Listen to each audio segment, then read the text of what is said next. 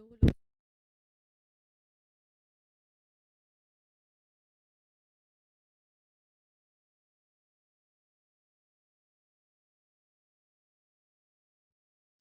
Hello students, welcome to VS education. VS education के Aarambh batch में मैं अनामिका सिंह आप सभी का बहुत बहुत स्वागत करती हूँ। सभी को गुड आफ्टरनून, नमस्कार, राधे राधे।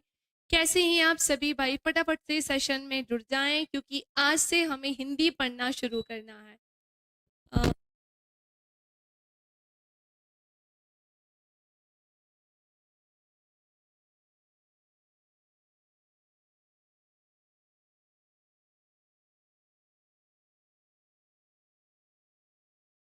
चलिए स्टार्ट करें क्या? फिर कैसे हैं आप सभी? पहले तो ये बता दीजिए। तो सबसे पहले तो मुझे संजय के कमेंट्स दिख रहे हैं, है ना? तो नमस्ते भाई, नमस्ते नमस्ते। काफी दिनों बाद मुलाकात हो रही है ना? 5-6 दिन तो हो ही गए होंगे, ज्यादा नहीं। लास्ट क्लास मेरी आई थिंक 11 को हुई थी, है ना? चलिए, जय हिंद भाई, जय हिंद, जय भारत। क्या बोलते हैं, स्टार्ट करें फिर आज का सेशन? हमें क्या पढ़ना है आज की क्लास में? मैं हिंदी स्टार्ट कर रही हूँ और पूरा हम लिख कर पढ़ने वाले हैं। कुछ भी मैं आपको रटाने नहीं वाली हूँ, पूरा कॉन्सेप्ट हम क्लियर करेंगे।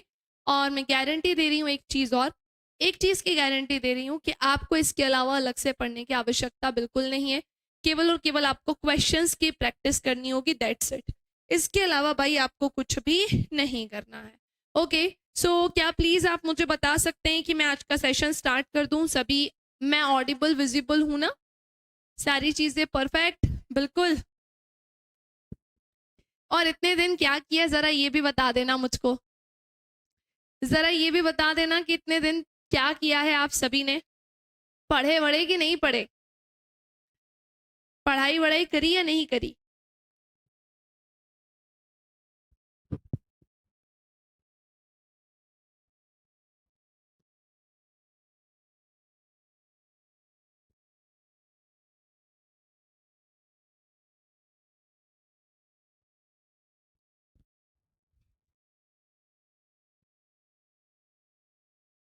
बात कुछ ऐसी है कि पहले तो ना हमें सिलेबस जानना होगा, क्योंकि उसके पीछे एक रीजन है। रीजन ये है कि सिलेबस में थोड़ा थोड़ा सा चेंजेस भी हैं। वो चेंजेस मुझे आपको बताने पड़ेंगे, है ना? कृपया करके कोई पहले वाले सिलेबस के अकॉर्डिंग हिंदी मत पढ़ने बैठ जाना। और हिंदी एक ऐसा सब्जेक्ट है जिसे बच्चों को पढ़ने में, स्टूडेंट्स को पढ़ने में काफी ज्यादा बोर लगता है, लेकिन अब नहीं लगेगा। बात कुछ ऐसी है कि मैम एक काम करिए, आप इंट्रोडक्शन भी दे दीजिए और हमें कोई चैप्टर भी स्टार्ट कर दीजिए। अब कुछ लोग देखकर शॉक्ड हो रहे होंगे कि मैम वर्णमाला सिलेबस में नहीं है, आप हमें गलत पढ़ा रहे हो। पढ़ना पड़ेगा आपको, सिलेबस में वो चीज मेंशन नहीं है। लेकिन अगर आपको वर्णमाला नहीं पता होगी तो हमें संधि में दिक्कत जाएगी, वर्णमाला नहीं पता होगी तो हमें छंद में दिक्कत जाएगी, वर्ण और शब्द में हम अंतर ही नहीं कर पाएंगे। हिंदी का सबसे सबसे सबसे बेसिक टॉपिक ही वर्णमाला है, जो मैं स्टार्ट करूंगी। पर सुनो, हिंदी का सिलेबस यूनिट 5 हम देखने जा रहे हैं। ये है आपका सिलेबस, है ना? ये है आपका सिलेबस। बात कुछ ऐसी है कि क नंबर पे देखिएगा लघु उत्तरीय प्रश्न लिखे हैं, जिसमें ये चीज मेंशन है निर्धारित संपूर्ण पाठ्यक्रम के अंतर्गत ही पूछे जाएंगे। और ये आपको कुछ 75 नंबर के आने वाले हैं। कितने नंबर के हैं? 75 मार्क्स की आपको मिलेंगे। क्लियर? कितने नंबर के? 75 मार्क्स के मिलेंगे। मतलब समझ रहे हो कितना ज्यादा इंपॉर्टेंट है। लेकिन मैम एक बात बताइए, ऐसा क्या आने वाला है इसमें? हमें नहीं पता लघु उत्तरीय मतलब क्या। क्या हमें कोई चैप्टर पढ़ना होगा, कहानियां पढ़नी होंगी, जैसे हमें स्कूल में क्वेश्चन आंसर याद करने के लिए दिए जाते थे, ऐसा कुछ करना है क्या? ना जी ना, बिल्कुल भी नहीं। आपका ये जो पूरा सिलेबस है ना, ये जो पूरा सिलेबस है, बस इसी से उठाकर वो आपसे लघु उत्तरीय प्रश्न पूछेंगे। अब वो पूछ सकते हैं कि बताइए रस किसे कहते हैं, रस के अंगों को समझाओ। रस के प्रकार से क्वेश्चन पूछ सकते हैं कि बताओ हास्य रस क्या होता है, इसकी परिभाषा। या फिर वो पूछ सकते हैं कि श्रृंगार रस क्या होता है, इसकी परिभाषा। और इसे उदाहरण के साथ समझाइए। इस तरह के ढेर ढेर ढेर सारे क्वेश्चन जो हैं वो बन सकते हैं। कहां पर? लघु उत्तरीय प्रश्न में। पहला पॉइंट क्लियर कि लघु उत्तरीय प्रश्न क्या होता है। अभी रिसेंटली जो मेंस का एग्जाम हुआ था, मैंने आई थिंक अभी हिंदी मीडियम बच्चों को जब मैं पढ़ा रही थी, इसमें इंग्लिश मीडियम के बच्चे भी ऐड हैं, तो मैं बताना चाहती हूँ उनको भी कि जब अभी एग्जाम हुआ था रिसेंटली, अभी मुश्किल से 1 महीना पहले, मुश्किल से 1 मंथ हुए होंगे, है ना, हाँ, तो उसमें जो हिंदी का पेपर आया था बहुत ही प्यारा आया था। इवन मैंने शेयर भी किया था ग्रुप में। तो मैं बच्चों के प्रॉपर मैसेज आए थे, मेरे पास कॉल आए थे कि मैम आपने जो हमें नोट्स बनवाए थे केवल उसी में से ही हमें चीजें मिली थी। तो इसलिए मैं आपसे कह रही हूँ कि आप बिल्कुल लोड मत लेना, टेंशन नहीं लेना, और स्पेशली इंग्लिश मीडियम के बच्चे जिन्हें हिंदी से बहुत डर लगता है, बस नोट्स अच्छे से पढ़ना है आपको, बाकी तो मैम आपके सामने है ही। सो लघु उत्तरीय प्रश्न आपको समझ में आ गया होगा कि इसमें हम क्या क्या पढ़ेंगे। दूसरा पॉइंट, रस हमें पढ़ना है, रस के अंग और प्रकार हम पढ़ेंगे। भैया रस क्या होता है, रस के कितने अंग होते हैं, और रस के प्रकार भी हमें क्या करने होंगे भाई, डिस्कस करने होंगे। हम क्या जानेंगे कि रस क्या होता है। क्लियर, रस के कितने अंग होते हैं और रस के कुल कितने प्रकार होते हैं, ये हमारा डिस्कशन का पॉइंट होगा। अच्छा, क्या आप में से कोई हमें बता सकता है कि रस के कितने अंग होते हैं? हाँ, देखो कई बार जब मैं ऑफलाइन पढ़ाती हूँ, अगर मैं पूछती हूँ रस के कितने अंग हैं, आधे बच्चे आंसर दे रहे होते हैं मैडम 11 होते हैं, आधे बोल रहे होते हैं मैडम 8 होते हैं। ना 8 होते हैं ना 11 होते हैं। रस के कुल कितने अंग होते हैं? 4 अंग होते हैं, और रस के कुल 11 प्रकार हैं, लेकिन मान्यता केवल 9 ही रसों को प्राप्त है। समझ रहे हो? मुझे इंग्लिश से डर लगता है क्योंकि आप हिंदी मीडियम से हैं इसीलिए, और जो इंग्लिश मीडियम के स्टूडेंट्स होते हैं उन्हें हिंदी से डर लगता है। तो बात कुछ ऐसी है कि रस के अंग और प्रकार हमें पढ़ना है। रस के चारों अंग मैं आपको पढ़ाऊंगी, जैसे हम इसमें स्थायी भाव, विभाव, अनुभाव और संचारी भाव के बारे में जानेंगे। रस क्या होता है, तो इसका शब्द होता है आनंद, और हम जानेंगे कि ये चारों स्थायी भाव क्या होते हैं। जब ये चारों स्थायी भाव हम ये चारों रस के अंग हम पढ़ लेंगे, फिर आपको प्रकार पढ़ने में कोई प्रॉब्लम नहीं जाएगी, सब अच्छे से समझ में आ जाएगा। तो रस के 9, वैसे तो 11 हैं, लेकिन मान्यता 9 ही रसों को प्राप्त है। पर इसका मतलब ये नहीं कि मैम हमें 9 ही पढ़ने होंगे, क्या नहीं, आपको कुल 11 रस ही पढ़ने हैं। आपको पूरे 11 रस पढ़ने हैं, चाहे वो स्थायी भाव, विभाव, चाहे वो श्रृंगार रस हो, हास्य रस हो, करुण रस हो, या फिर वो रौद्र रस हो, भयानक रस हो, अद्भुत रस हो, श्रृंगार तो मैंने बोल ही दिया है, भक्ति रस हो, वात्सल्य रस हो, तो वो सब आपको पढ़ना होगा, क्योंकि 10वां और 11वां वात्सल्य और भक्ति रस ही होता है। समझे? तो ये हम जानेंगे। अगला हमारा डिस्कशन का पॉइंट होगा छंद का। सो यस, छंद पर भी हमारी चर्चा होगी।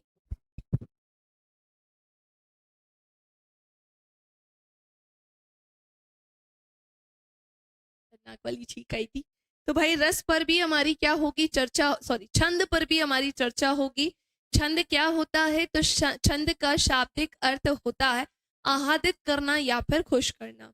अब आप कहेंगे मैम ये कैसा मतलब है इसका, हमारे छंद से क्या लेना देना? अरे आपको याद है बचपन में हमें कभी कुछ ऐसी गिनती कराई जाती थी, यस और नो, हाँ या ना, ऐसा हमें गिनती कराई जाती थी ना, लेकिन मैम हमें आज तक समझ में नहीं आया, हम तो भूल गए, हम तो भूल ही गए कि ये छंद में गिनती कैसे की जाती है। तो मैं यहाँ पर आपको छंद के अंग पढ़ाऊंगी। ये मत सोचना कि यहाँ दोहा, सूठा, चौपाई लिखा है, सो बस इसे पढ़ के काम हो जाएगा, नहीं, आपको इसके पीछे की पूरी कहानी जाननी पड़ेगी कि छंद किसे कहते हैं, छंद के अंग को भी पढ़ना पड़ेगा, साथ ही साथ आपको इसके प्रकार भी पढ़ने पड़ेंगे। आपने पढ़ा होगा छंद के प्रकार, मैं आपको बताऊं, जैसे अगर आप वनडे एग्जाम देने जाएंगे तो वहां पे ना छंद के अलग अलग प्रकार मिलते हैं। 2015 तक व्यापम जो थे, है ना, व्यापम की बात कर रही हूँ मैं विशेष रूप से, कि कैसे हमारे जो विभाग बोले, है ना, क्योंकि एमपीपीएससी की भी अगर मैं बात करूँ तो विभाग भी कई सारे क्वेश्चंस के अलग ही आंसर देते हुए चलती है। तो वैसे ही अगर वनडे एग्जाम्स की बात आती है तो व्यापम 2015 तक छंद के 2 ही प्रकार माने थे, फिर लगभग 2016 तक छंद के 3 प्रकार मानना शुरू कर दिए, फिर 2017 लास्ट एमपीएसआई का जब एग्जाम हुआ था उसमें छंद के 4 प्रकार बताए थे। तो समझ रहे हो, अब यहीं पे फिर नॉर्मलाइजेशन होता है, सो बेचारे बच्चे परेशान हो जाते हैं, है कि नहीं है? और आपका सिलेबस एमपीएसआई के सिलेबस के आगे कुछ भी नहीं है। एमपीएसआई का सिलेबस बहुत हाई होता है हिंदी का, ये तो कुछ है ही नहीं। मैं आपका सिलेबस देख रही थी, मैंने कहा यार ये तो आसानी से कर ही लोगे तुम लोग। हाँ, तो हम सब जानेंगे छंद के प्रकार, चाहे वो मात्रिक हो, चाहे वो वर्णिक हो, चाहे वो मुक्तक हो, चाहे वो वर्णिक व्रत छंद ही क्यों ना हो। ठीक है, अब आगे आता है अनुवाद वाक्यों का। हाँ, तो ये 2 पॉइंट तो आपको समझ में आ गए होंगे। ये टोटल कितने नंबर का आएगा? 10 नंबर का आएगा, 5-5 नंबर के ये होंगे। ठीक है, सो किसी काव्य को पढ़ने या सुनाने से, सुनने से जो अनुभूति प्राप्त होती है उसे रस कहते हैं। किसी काव्य को पढ़ने सुनने से पाठक, श्रोता या दर्शक को जो आनंद की अनुभूति होती है उसी को हम रस कहते हैं। ये है इसकी एक्चुअल डेफिनेशन, इसकी वास्तविक परिभाषा।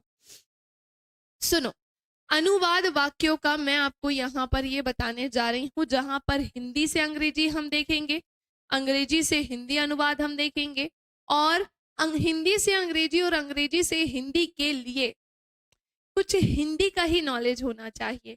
थोड़ा बहुत संज्ञा, थोड़ा बहुत सर्वनाम, थोड़ा बहुत क्रिया, थोड़ा बहुत विशेषण, थोड़ा बहुत अव्यय।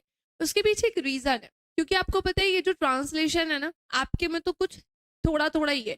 आप सोचो यहाँ पर 3 क्वेश्चन आएंगे 5-5 नंबर के, ये कुल 15 नंबर का होगा हिंदी से इंग्लिश। और अंग्रेजी से हिंदी की अगर मैं बात करूं तो वो भी 5-5 नंबर के 3 क्वेश्चन आएंगे। मैं जुडिशरी के स्टूडेंट्स को भी पढ़ाती हूँ जो जज की तैयारी कर रहे हैं, जो लॉयर बनना चाहते हैं, सबकी क्लासेस मैं लेती हूँ, वहां पर भी मेरी क्लासेस होती है। तो मैं आपको बताना चाहती हूँ कि उनके में जो ट्रांसलेशन आता है ना, क्योंकि मैं हर स्टेट के जुडिशरी के स्टूडेंट्स को पढ़ाती हूँ, चाहे वो छत्तीसगढ़ हो, राजस्थान हो, बिहार हो, उत्तर प्रदेश हो, मध्य प्रदेश हो, उनके में थोड़ा सा ग्रामर का सेक्शन आता है। मेनली जो उनके आती है ना वो ट्रांसलेशन आती है। मेनली उनकी क्या आती है? सो मेनली उनकी ट्रांसलेशन आती है। अब आप सोच लो कि भाई हर एग्जाम में आता है क्या मैम? ये हाँ आता ही है, हर एग्जाम में आता है। और जब मैं उनको पढ़ाती हूँ ना भैया, मैं कई बार सोचती हूँ मेरे को ना एक एक चीज बोर्ड पे लिखनी पड़ती है। क्यों? देखो, जैसे अभी इसमें इंग्लिश मीडियम के स्टूडेंट्स हैं, इसलिए मैं पूरा लिख लिख के ही पढ़ाने वाली हूँ ताकि आपको लिखना भी आ जाए। और हिंदी मीडियम के उनके लिए भी, सबके लिए सेम चीज है। अब बात आती है कि पता है वो लोग ना पूरी तरीके से इंग्लिश ही जानते हैं, हिंदी का उनका कोई नाता नहीं। वो बोलते हैं हमने हिंदी नहीं पढ़ी। इवन अगर मैं कोई सेंटेंस बोल रही हूँ तो वो पता नहीं क्या ही लिखते हैं, तो मुझे लिख कर एक्सप्लेन करना पड़ता है। सोचो उनको ट्रांसलेशन सिखा रही हूँ। तो मैंने एक चीज जानी परखी है कि आप लोगों को भी, चाहे उनकी या आपकी, दोनों की बात करूं, दोनों को ही ना वर्ड्स को पहचानने में दिक्कत होती है। कहाँ कर्ता है, कहाँ क्रिया है, कहाँ कर्म है, ये नहीं पहचान पाते हो। तो वो सारी चीजें मैं यहाँ पर क्लियर करूंगी। ठीक है, देन हम आते हैं प्रशासनिक मानक शब्दों के अर्थ। हिंदी से अंग्रेजी में और अंग्रेजी से हिंदी में 10 नंबर का ये आएगा। भैया प्रशासनिक शब्दावलियां हमें यहाँ पढ़नी होगी। मैम ये क्या होती हैं? कुछ ऐसे वर्ड्स जो एडमिनिस्ट्रेटिव वे में अगर हम देखें सो वो कैसे होते हैं, पढ़ने में थोड़े से डिफिकल्ट होते हैं। कैसे होते हैं? पढ़ने में थोड़े से डिफिकल्ट होते हैं और उनका मीनिंग भी डिफिकल्ट होता है। नॉर्मल बोलचाल की भाषा में हम उन वर्ड्स का प्रयोग बहुत कम करते हैं क्योंकि वो हमारे प्रशासनिक शब्द है। अब मैं आपसे बात करती हूँ तो मैं दोनों ही तरह की भाषा का प्रयोग करती हूँ। एक तो सामान्य हिंदी बोलचाल की भाषा में, है ना, और एक में कुछ प्रशासनिक शब्दों का भी प्रयोग करती हूँ, पर उतना नहीं करती हूँ। क्यों? क्योंकि जरूरत नहीं पड़ती है। पर मैं एक टीचर हूँ तो मुझे पता है कि किस तरीके से मुझे बात करनी है, किन शब्दों का प्रयोग करना है, कितना रखना है लेवल, मुझे पता है। लेकिन अगर बात आती है प्रशासनिक मानक शब्दों की तो यस, ये थोड़े डिफिकल्ट होते हैं। अगर आपने ये याद कर लिए ना, आपके अदर एग्जाम्स में भी आपको हेल्प मिलेगी। इसकी मैं पूरी की पूरी लिस्ट बताऊंगी आपको, जहां पर हिंदी से इंग्लिश के वर्ड्स आपको डेली 5-5, 10-10, 15-15 करके याद करने होंगे। वहीं आपको अंग्रेजी से हिंदी के भी याद करने होंगे। आपका एग्जाम बहुत जल्दी है, आई थिंक 11 मार्च से है। तो मैं अभी एक काम करूंगी, 1 से 2 दिन में ही वो आपको प्रोवाइड करा दूंगी। मैम मुझे इंग्लिश अच्छे से समझ नहीं आता, ट्रांसलेशन नहीं कर पाता, कैसे करेंगे मैम? उसके लिए थोड़ा सा तो इंग्लिश का नॉलेज रखना होगा यार, उसके लिए थोड़ा सा तो इंग्लिश का नॉलेज रखना ही होगा ट्रांसलेशन में। पर अगर कभी कोई हमारा वीक पॉइंट है, जैसे ट्रांसलेशन की अगर मैं बात करूं अंग्रेजी से हिंदी, आपको अगर इसमें कोई प्रॉब्लम आती है तो पूरे तरीके से इसमें टाइम वेस्ट मत करना। मैं ये चीज कहूंगी, हिंदी मीडियम के बच्चे बहुत ध्यान से सुनेंगे, क्योंकि इंग्लिश वाले तो हिंदी में ट्रांसलेट कर लेंगे, इसकी गारंटी दे रही हूँ मैं, लेकिन हिंदी वालों को इंग्लिश में कन्वर्ट करने में प्रॉब्लम आएगी। सो प्लीज आप फिर ये 15 नंबर के पीछे बिल्कुल बाकी के मार्क्स मत गवा देना। कुछ लोग ऐसे होते हैं कि भाई अगर हमारी एक भी चीज की कमी है तो हम उसके पीछे लंबे लंबे सेशंस देख रहे हैं इंग्लिश के। मैं आपको बताऊंगी क्या करना है, आपको खुद से किसी भी तरह के 8-8 9-9 घंटे के सेशंस नहीं देखने हैं। ओके, चलिए अब आते हैं हम अगले पॉइंट की तरफ। सो ये पॉइंट क्लियर हो गया ना भैया, यहाँ से आपको 40 नंबर की चीजें मिलेंगी। यस, ये थोड़ा सा डिफिकल्ट के फॉर्म में काउंट होती है, पर अगर इस 40 में से मैं तो कह रही हूँ 30 नंबर भी आ गए, बहुत अच्छी बात है, बहुत अच्छी बात है, क्योंकि इस वाले सेक्शन में कोई भी परफेक्ट नहीं हो सकता। आप परफेक्ट यहाँ हो सकते हो, 75 नंबर में से 75 डेफिनेटली ला सकते हो। आप परफेक्ट इस 10 नंबर में हो सकते हो, मैं सामने खड़ी हूँ, मैं दिलवाऊंगी वो 75, ये 10 मैं दिलवाऊंगी। यहाँ पर मुझे पता है कि आपके कुछ वीक पॉइंट्स है, तो यहाँ पर मैं थोड़ा सा कम श्योर हूँ। क्यों? क्योंकि मैं तो अपने एंड से कर दूंगी, लेकिन यहाँ मुझे आपकी तरफ से भी तो आउटपुट चाहिए। जहां हिंदी वालों से दिक्कत कहाँ जाएगी? इस वाले सेक्शन में, केवल इस वाले 15 नंबर में ये जा सकती है, बाकी तो अपन मैनेज कर लेंगे, ठीक है ना। अब आते हैं आगे संधि व समास। तो भाई संधि और समास, यस 10 नंबर का ये भी आएगा, है ना। और मुहावरे कहावतें, उसको थोड़ा सा होल्ड करके पहले संधि समास को मैं बताती हूँ। फर्स्ट ऑफ ऑल मैम, संधि क्या होती है? कई बार ऐसा ही आ जाता है, कई बार मैं मेंस की कॉपीज चेक करती हूँ तो मैंने देखा है कि स्टूडेंट्स बोलते हैं कि मैम ये संधि क्या होती है। आधे तो संधि और समास में ही परेशान होते हैं। मेरी बात ध्यान से सुनिएगा, संधि समास में अच्छा खासा डिफरेंस होता है, अच्छा खासा अंतर होता है। संधि की अगर मैं बात करूं तो वर्णों के मेल से जो विकार या परिवर्तन उत्पन्न होता है उसी को ही हम क्या कहते हैं? संधि कहते हैं। तो अपने दिमाग में बैठा लीजिए कि संधि में किसका मेल करना होता है। तो भाई संधि में वर्णों का मेल करना होता है। फिर मैम समास में क्या होता है? सो भाई समास में वर्णों का नहीं बल्कि किसका मेल करना होता है? शब्दों का मेल करना होता है। समझे कि नहीं समझे? हमने क्या देखा? संधि में वर्णों का मेल करना होता है और वर्णों के मेल से विकार परिवर्तन होता है।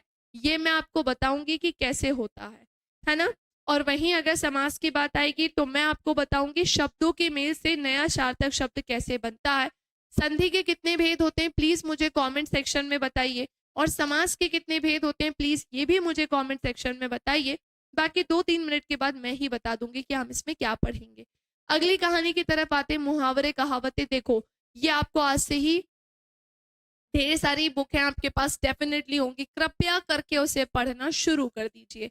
क्या करेंगे आप कि आप उसे डेली डेली पढ़ना शुरू करेंगे ताकि वो आपकी हैबिट में आ जाए। सो यस, आपको मुहावरे कहावतें ये सब पढ़ना होगा, जो 10 नंबर का आपको पेपर में पूछा जाएगा। यहाँ से आपका 20 नंबर का आएगा और आप 20 में से 20 अच्छे से स्कोर कर सकते हो। क्लियर? आप 20 में से 20 अच्छे से स्कोर कर सकते हो। सो प्लीज मुझे कमेंट सेक्शन में बताइए कि ये जो मैंने बोर्ड पे पूरी कहानी छापी है, ये जो मैंने बोर्ड पे पूरी कहानी छापी है, क्या ये आप सभी के समझ में आई, हाँ या ना? सतीश तोमर, गुलाब शाह, नामरता, साधना मिश्रा जी, शरद, शिल्पी, विक्रम, उमाकांत, संजय, जितने भी स्टूडेंट्स देख रहे हैं, सो प्लीज प्लीज प्लीज मुझे बता दीजिए ताकि मैं फटाफट से आगे बढ़ सकूं। तो ये तो एक छोटू सा इंट्रोडक्शन जहां मैंने ये बताया है आप सभी को। देखो काफी सारे नए बच्चे मुझे अभी यहाँ पर दिख रहे हैं।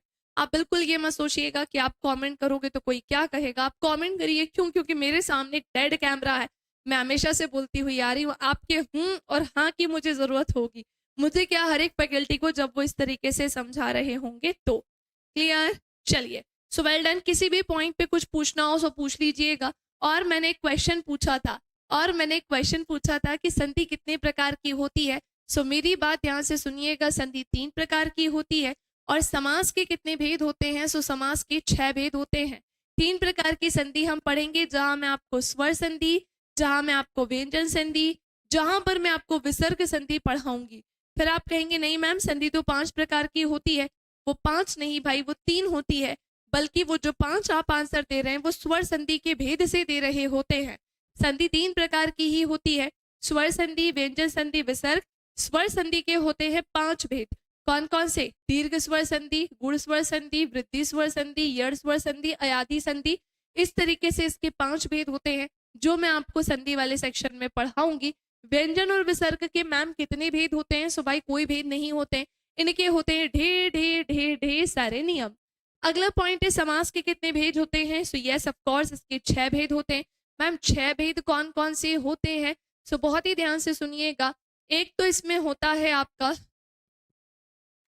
अव्ययीभाव समास, कर्मधारय समास, तत्पुरुष समास, द्विगु समास, द्वंद्व समास और बहुब्रीहि समास। ये 6 भेद होते हैं जो हम आपकी जब मैं सेशन में पढ़ाऊंगी तो एक एक समास को पढ़ाऊंगी। दैट्स इट, यहाँ पर इतना ही। अब हम अगले पॉइंट की तरफ आते हैं, ठीक है। 1 2 3 4 चीजें मैंने आपको क्लियर कर दी है। 5 से मैं अब आपको बताना शुरू कर रही हूँ। अब हम जानेंगे प्रारंभिक व्याकरण एवं शब्दावलियां, और प्रत्येक प्रश्न के लिए यहाँ पर 2 अंक होंगे। इन सब के लिए क्या होंगे? तो 2 अंक होंगे। अब बात आती है कि मैडम ये विराम चिन्ह क्या होता है? अरे यार पता है, मैंने एक चीज नोटिस करी है, आप लोगों को ये विराम चिन्ह से ना पता नहीं क्या ही है। चलो मैं कुछ क्वेश्चन पूछती हूँ, मुझे प्लीज आंसर देना है ना। हम इक्वल लेके चलेंगे ना भाई। अगर मैं पढ़ा रही हूँ तो मुझे रिस्पॉन्स तो दोगे ना। अच्छा मुझे बताओ कि ये क्या है? आप कहोगे कॉमा है मैम, मैं कहूंगी ये क्या है? सो आप कहोगे मैम ये तो एक सीधी डंडी है। क्या हो सकता है किसी को पता है तो वो बता भी दे कि ये मैम पूर्ण विराम है। अच्छा फिर ये क्या है? ये क्या होता है? अच्छा फिर ये क्या होता है? अच्छा फिर ये क्या है? अच्छा फिर थोड़ा सा बड़ा कर दूंगी तो क्या है? समझ रहे हो कि नहीं समझ रहे हो? तो ये जो है, जैसे इसे हम क्या बोलते हैं, ये पूर्ण विराम होता है, ये अल्प विराम होता है, अर्ध विराम होता है, अपूर्ण विराम होता है, ये योजक चिन्ह है ऊपर वाला, नीचे वाला है निर्देशक चिन्ह। इस प्रकार से एक होता है ऐसे उद्धरण चिन्ह, एक हरा उद्धरण लगा है, ये आपने ऐसा भी देखा होगा। दोहरा उद्धरण चिन्ह ये होता है। न जाने कितने कितने प्रकार के चिन्ह होते हैं जो मैं आप सभी को पढ़ाऊंगी और जिसके बारे में हम जानेंगे कि विराम चिन्ह इतने इतने होते हैं। तो यस, यहाँ से क्वेश्चन पूछा जाता है अल्प विराम को लेकर, पूर्ण विराम को लेकर, अर्ध विराम को लेकर, और न जाने कौन कौन से विराम पूछे जाते हैं जिनके बारे में हमें पता होना चाहिए। तो आपको आपकी परीक्षा में विद एग्जाम्पल इसे बताना होगा, जो मैं आपको सेशन में पढ़ाऊंगी। शब्द शक्तियां हम पढ़ेंगे, इसी के साथ साथ विलोम शब्द। अब कुछ ऐसे पॉइंट्स जो आपको आज से अभी से, मेरे हिसाब से तो काफी टाइम पहले से ही याद कर देना चाहिए था, लेकिन चलो ठीक है, अगर नहीं किया है तो मैं आपको बता दूं कि अब थोड़ा सा सीरियस हो जाओ, क्योंकि विलोम शब्द अनेक, जिनको मैं टिक कर रही हूँ ब्लू से, है ना। विलोम शब्द अनेक शब्दों के लिए एक शब्द, पर्यायवाची शब्द, शब्द युग्म, और क्या क्या, हाँ बस इतना ही। और रहे तत्सम और तद्भव शब्द। सुनते चलिएगा। तत्सम तद्भव शब्द प्लीज ऐसे रटने मत बैठ जाना। इसके ऊपर मैं कर रही हूँ ग्रीन स्टार। जब मैं पढ़ा दूं ना तो प्रैक्टिस करना है इसकी। उसके पीछे रीजन है, आज से 6-7 साल पहले जब मुझे नहीं पता था कि इसके रूल्स या नियम या इसके ट्रिक्स होती है, भाई मेरे पास थी लूसेंट और मैंने इसे घोटना शुरू कर दिया था जब मैं टीचिंग नहीं करती थी। मैं 7 साल पुरानी बात बता रही हूँ, क्योंकि मुझे टीचिंग करते हुए लगभग 5.5 साल हो चुके हैं। सो मैं आपको 7 साल पहले वाली बात बता रही हूँ, क्योंकि तब मैं प्रिपरेशन करती थी जब मैं इस फील्ड में आई थी, मतलब पढ़ने के पर्पज से। सो मेरे को नहीं पता था कि इसके कोई रूल्स हैं या कोई ट्रिक है या कुछ है। मैं लूसेंट लेती थी, लाइब्रेरी में बैठती थी और मैंने कर दिया था रटना शुरू। 1 दिन 2 दिन 3 दिन 4 दिन 5 दिन, क्योंकि सर पे भूत सवार था कि पेपर निकालना है और पढ़ने में मन लगता ही था, है ना। तो अब ऐसा होता है कि फिर अब मैंने जब रटना शुरू कर दिया भयंकर तरीके से, पर मेरे को ऐसा लगने लगा कि फिर भी क्वेश्चन तो बन ही नहीं रहे ना। मैं बताऊं ना, रट के तो काम नहीं होता है, ये सच है। रट के काम नहीं होता है, क्योंकि मैं एक वही चीज रट रही थी और उसी में मुझे प्रॉब्लम हो रही थी। नॉर्मली मुझे रटना बिल्कुल भी पसंद नहीं है, बिल्कुल नहीं पसंद है, क्योंकि भूल जाते हैं यार। मैंने जैसे अभी साइंस भी पढ़ाई थी तो आप लोगों को ट्रिक्स बताई थी डिसीजेस की याद करने की, वो आप लोगों के लिए बताई, पर मेरे को ऐसा लगता है कि वो सही नहीं है। आप डायरेक्ट याद करो ना। अब एक कोई डिसीज आपको चाहिए तो आप सीधे वो लाइन लिखोगे, फिर डिसीज निकलेगी, तो बेटर यही है कि हम उसे याद करके रखें।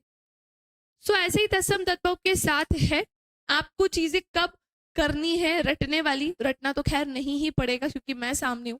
मैं आपको ना इसकी बहुत प्यारी प्यारी सी ट्रिक्स बताऊंगी, रूल्स बोल सकते हैं या ट्रिक्स बोल सकते हैं, उसके बेस पे आपको ये बन जाएगा, है ना। तो प्लीज प्लीज प्लीज विलोम शब्द, अनेक शब्दों के लिए एक शब्द, तत्सम तद्भव, पर्यायवाची शब्द युग्म, ये आप पढ़ना शुरू कर दीजिए आज से, अभी से।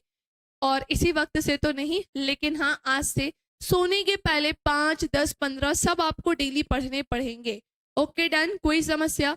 शब्द युग्म में आपको कुछ भी मिल सकता है, आपको पर्यायवाची भी मिल सकते हैं, ये विलोम भी मिल सकते हैं, सार्थक निरर्थक भी मिल सकते हैं, है ना?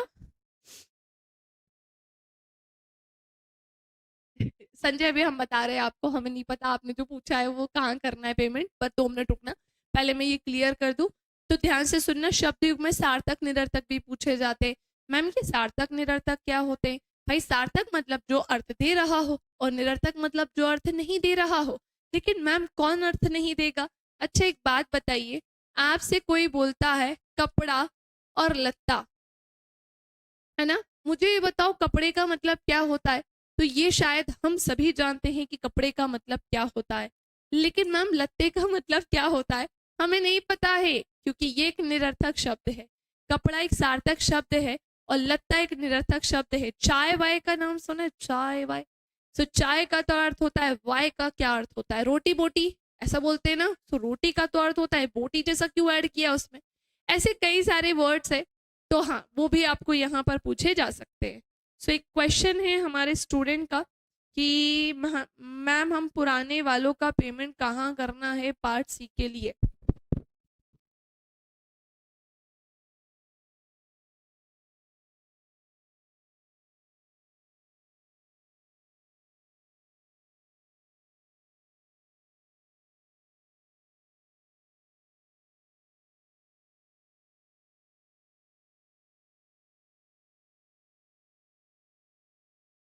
चलिए भाई, तो मैंने बोल दिया है, आपकी समस्या थोड़ी देर में सॉल्व हो जाएगी। सब देखा है मैम, इधर उधर हो जाता है इनके नेम। हाँ तो बस वो इधर उधर ही नहीं करने, मैं आपको इतने एग्जाम्पल्स दे दूंगी कि क्लास में आपको याद हो जाएगा। नम्रता कह रही है इतने विराम, हाँ भाई इतने विराम और हम इतने ठहराव लेते हैं। एक्चुअली विराम का होना बहुत आवश्यक है, विराम चिन्ह का, क्योंकि किसी भी सेंटेंस में उसके हाव भाव को समझने के लिए ही हम विराम चिन्ह का प्रयोग करते हैं, है ना। हम विराम चिन्ह के आधार पर ही तो पहचान कर पाते हैं कि ये सेंटेंस कहना क्या चाहता है। अरे भाई कहना क्या चाहते हो, ये हम उस सेंटेंस से तभी तो पूछ पाएंगे ना। खैर अब हम आगे बढ़ते हैं अगली कहानी, इसमें तो कोई कंफ्यूजन नहीं है। चलो अब हम देखते हैं मैम ये वर्तनी क्या होती है। भैया मत ही पूछे, मैं आपको एक क्वेश्चन दे रही हूँ, एक वर्ड, है ना। वेरी गुड आफ्टरनून हिमांशी, हाँ जी आप लेट तो हो। चलिए अब आते से बाकी सारे स्टूडेंट जितने भी देख रहे हैं, कृपया करके मुझे उज्जवल लिखकर बताइए।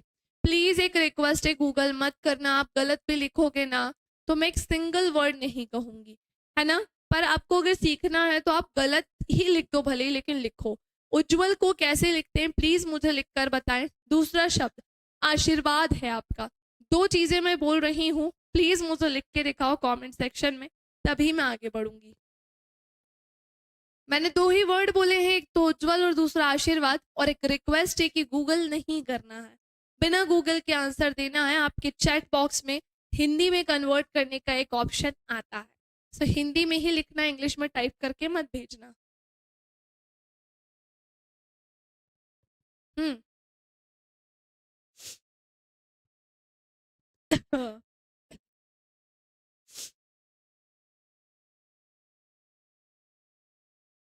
बोली बोली जल्दी जल्दी बोली।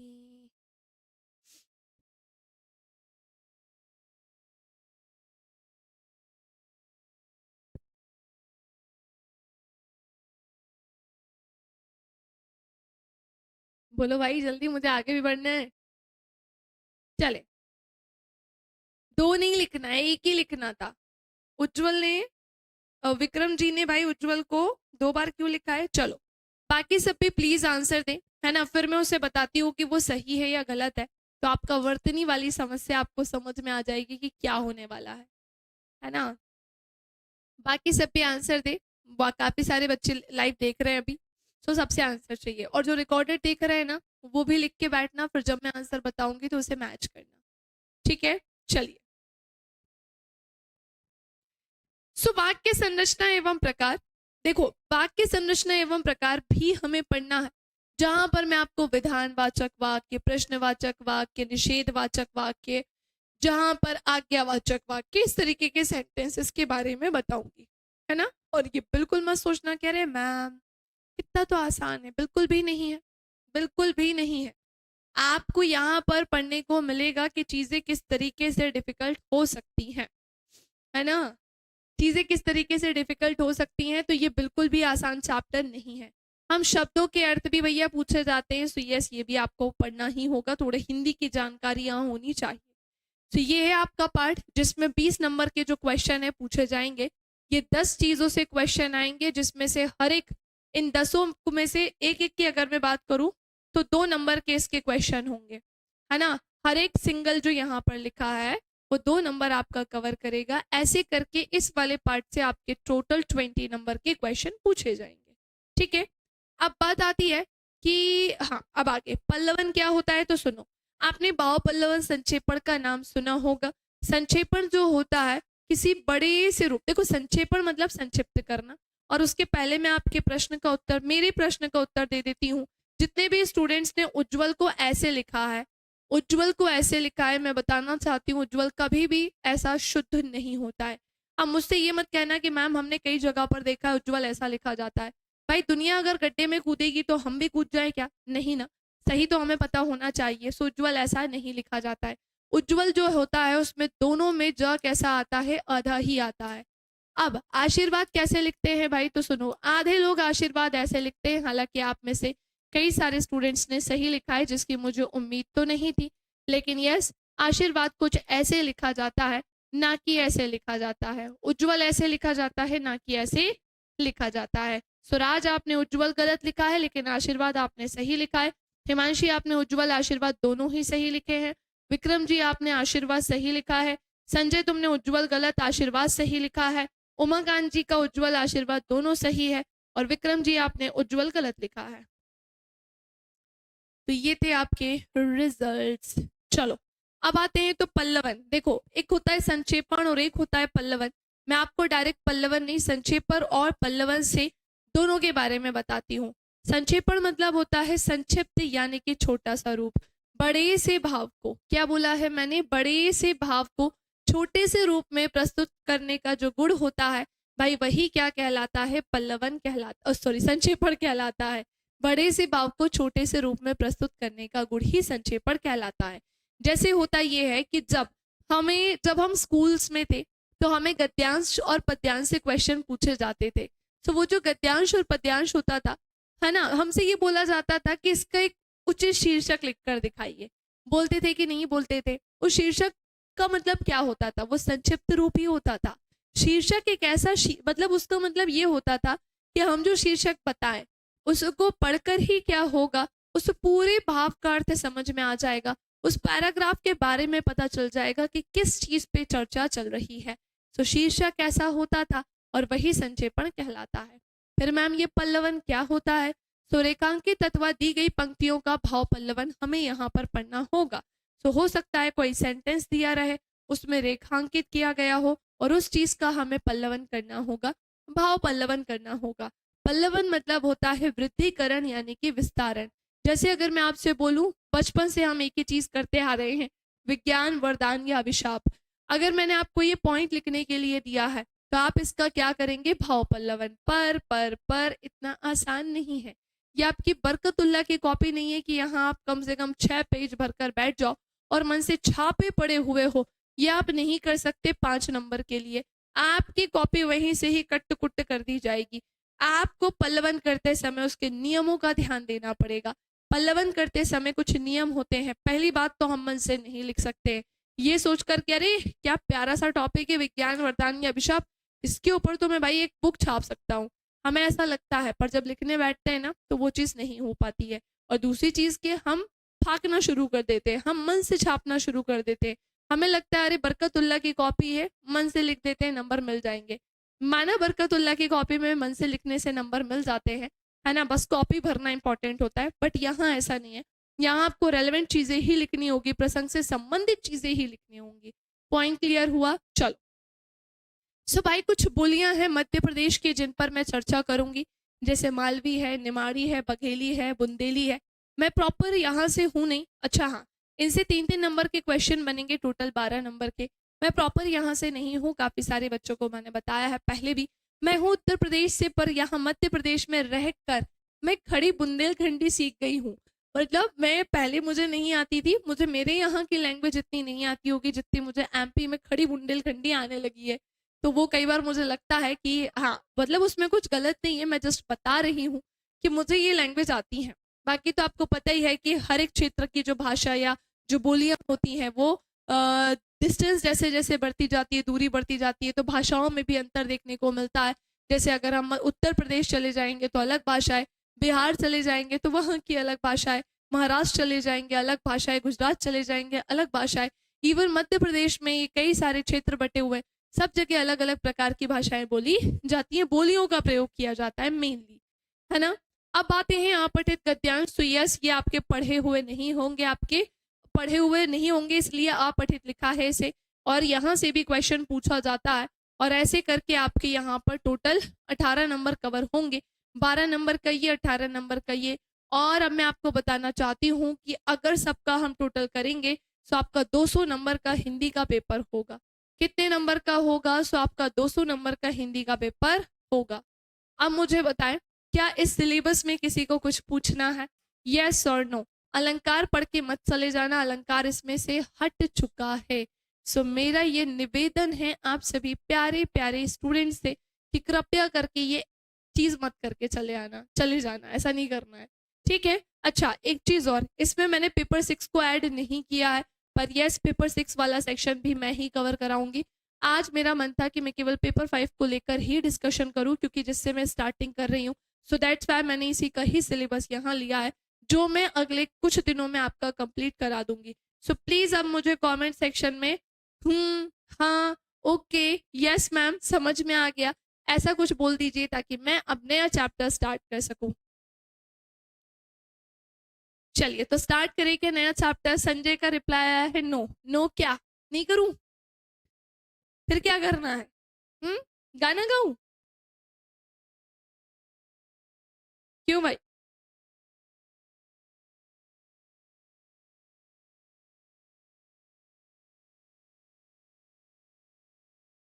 बोलो बोलो, फटाफट से बोलो।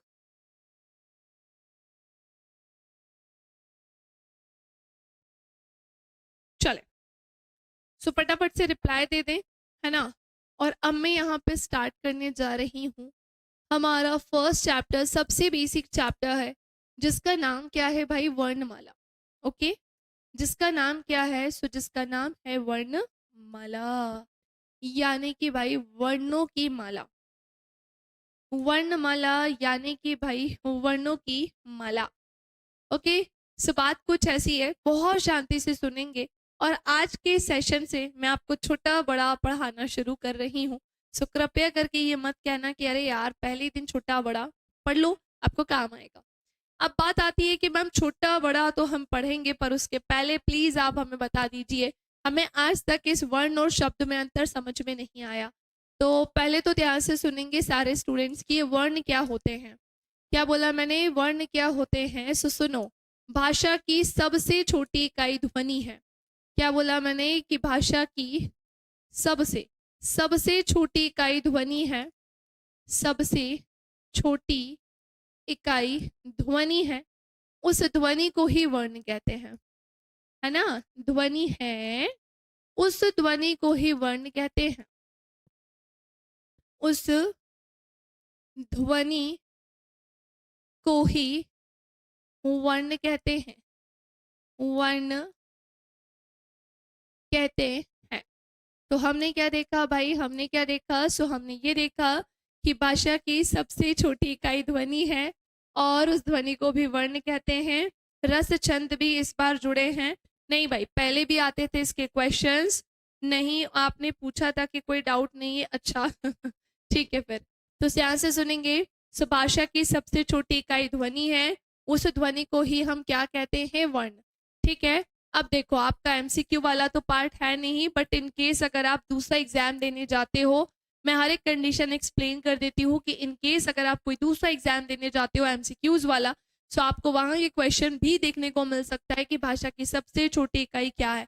सो ऑप्शन में या तो ध्वनि होगा या तो वर्ण होगा, दोनों साथ में नहीं हो सकते, क्योंकि भाषा की सबसे छोटी इकाई ध्वनि, उसी को वर्ण कहते हैं।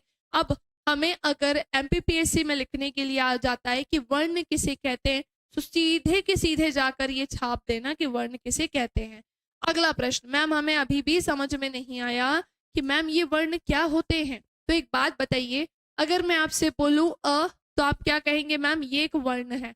अगर मैं आपसे बोलूंगी क, तो आप कहेंगे यस मैम ये भी एक वर्ण है। अगर मैं आपसे कहूंगी च, तो आप कहेंगे मैम ये भी एक वर्ण है।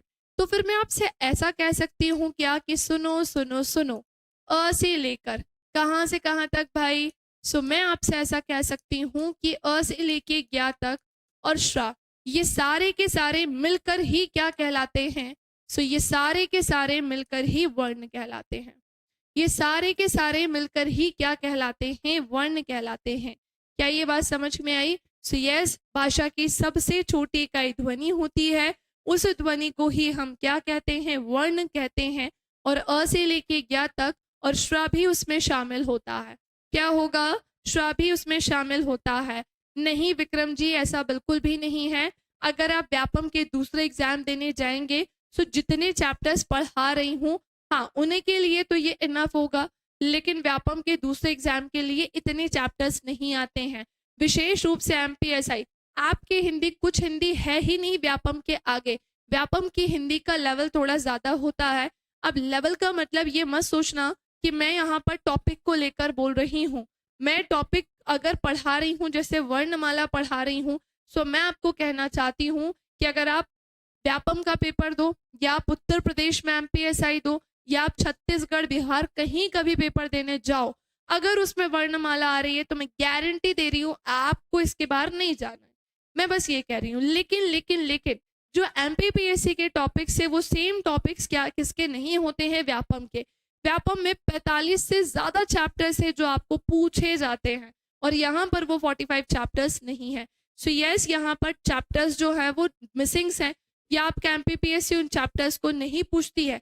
जैसे यहाँ पर संज्ञा, सर्वनाम, क्रिया, विशेषण, अव्यय, कारक, लिंग, वचन, ये सब लिखा है क्या, वाच्य लिखा है क्या, नहीं लिखा है। शब्द शक्ति, ये सब लिखा है क्या, शब्द शक्ति तो लिखा था, है ना। मतलब दूसरी कई सारी चीजें इसी के साथ साथ वो यहाँ पर शब्द भेद नहीं लिखा है। तो इन सब की चीजें, इन सब चीजों की अगर मैं बात करूं, तो इन सब चीजों की अगर हम बात करेंगे, सो भाई जो आपका सिलेबस होगा एमपीपीएससी के अकॉर्डिंग, हाँ वो थोड़ा सा लेवल उसका क्या है, कम है। लेकिन वहीं अगर मैं व्यापम की बात करती हूँ तो उसका लेवल कैसा होता है, हाई होता है ना। सो आई थिंक आप सभी इस पॉइंट को समझ चुके होंगे, सभी ने ये बातें मेरी समझ ली होगी। सो जितना पढ़ा रहे हैं वो आपका बेनिफिशियल तो है, लेकिन अगर व्यापम के एग्जाम देने जाते हो तो अलग से भी आपको चैप्टर्स पढ़ने पड़ेंगे। अब हम आते हैं फटाफट से आगे की तरफ, है ना। तो हमने क्या देख लिया, वर्ण क्या होते हैं मैम, अ से लेके ज्ञा तक के ही वर्ण होते हैं। हाँ जी हाँ, मैं ऐसा कह सकती हूँ कि जो सिंगल सिंगल होते हैं वही सारे क्या कहलाते हैं, वर्ण कहलाते हैं। अब ध्यान से सुनना आगे, अब ध्यान से सुनना आगे कि भाई फिर इसके साथ साथ वर्ण क्या है। तो अब हम देखने जा रहे हैं कि भाई वर्णमाला किसे कहते हैं।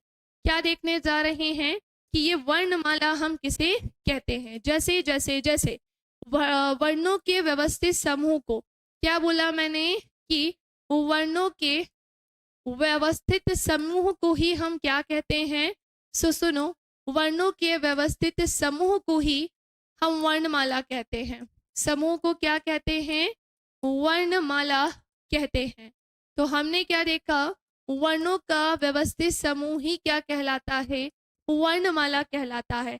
मैम इसका मतलब क्या हुआ, तो सुनेंगे ध्यान से। अगर मैंने आपसे बोला कि क एक वर्ण है, ठीक है, इनके व्यवस्थित समूह से ही शब्द बनेगा। जैसे मैंने बोला कि क एक वर्ण है, जैसे च एक वर्ण है, और प भी एक वर्ण है। अच्छा बताओ कि इनके मेल से क्या बन गया है, तो भाई इनके मेल से बना है कच्छप।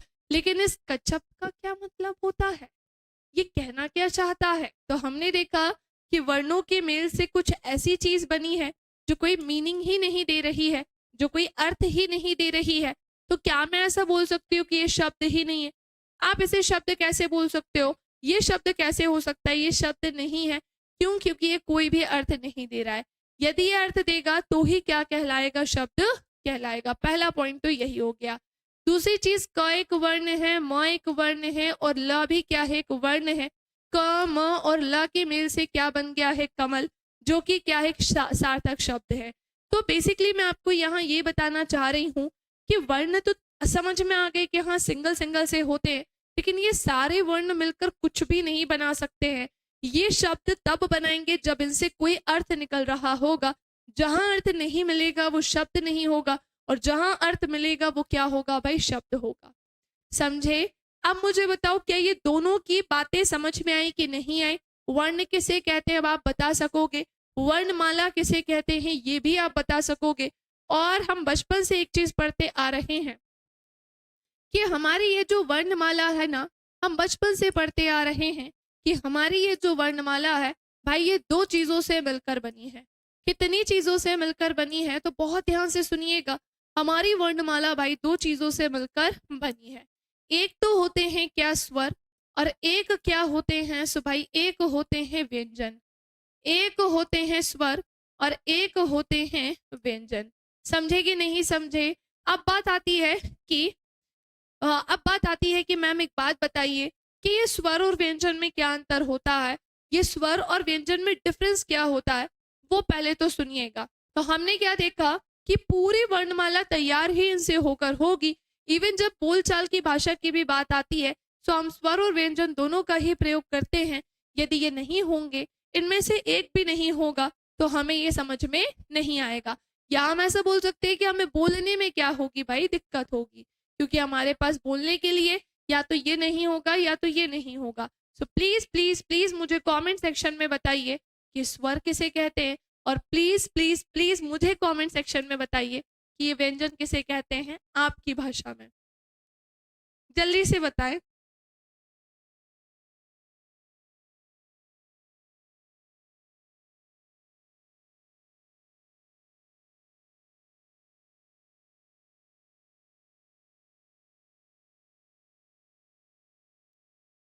देखते हैं कितने लोगों को स्वर और व्यंजन में डिफरेंस पता है।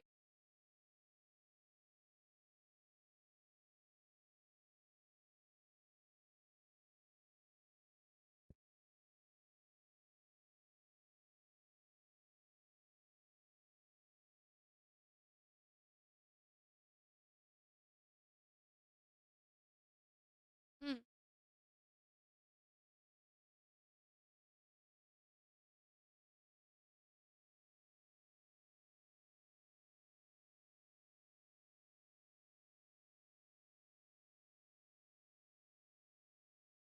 फटाफट से बोलेंगे।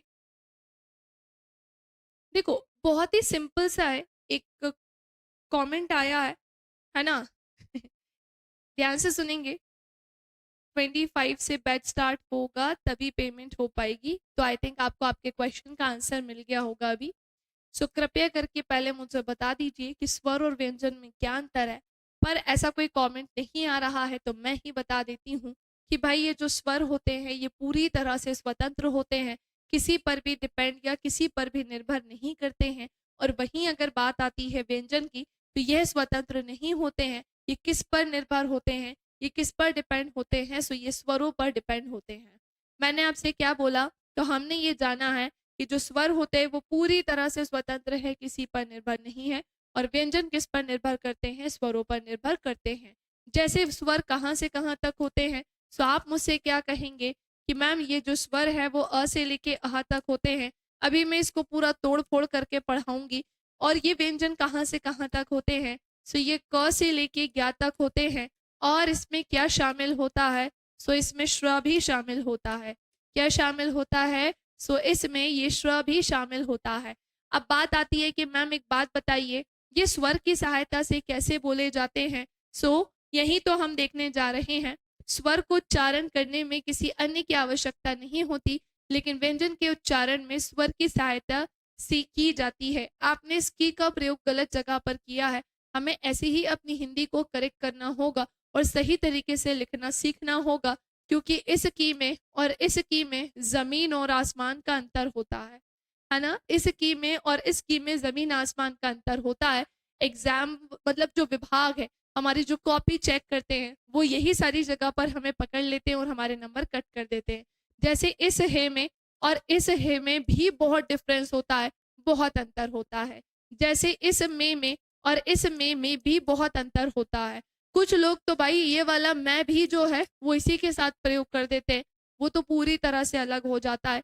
सो बिल्कुल परेशान मत होइए, जैसे जैसे हम एक एक स्टेप आगे बढ़ते जाएंगे मैं सब में यहाँ अंतर कर करके आपको बताते चलूंगी कि इनमें क्या अंतर होता है, कहाँ हमें किस सेंटेंस का यूज करना होता है।